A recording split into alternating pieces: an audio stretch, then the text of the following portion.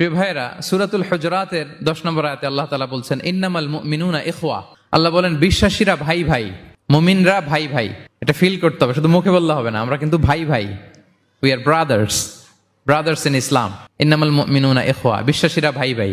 ফাআসলিহু বাইনা আখাওয়াইকুম।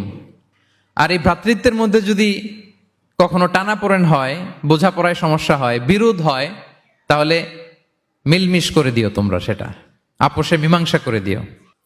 আদেশটা কার? আওয়াজ করে বলুন না, আদেশটা কার? আর ওয়াত্তাকুল্লাহ, আল্লাহকে ভয় করো। লাআল্লাকুম তুরহামুন, তাহলে তোমরা অনুগ্রহ প্রাপ্ত হবে। তাহলে প্রথম মেসেজ হচ্ছে আমরা ভাই ভাই, উই অল আর ব্রাদার্স। পৃথিবীতে ভ্রাতৃত্ব, ব্রাদারহুড, এটা অনেক ধরনের। এক নম্বর ভ্রাতৃত্ব হচ্ছে আল উখুয়া আল ইনসানিয়া, মানবিক দিক থেকে ভাই।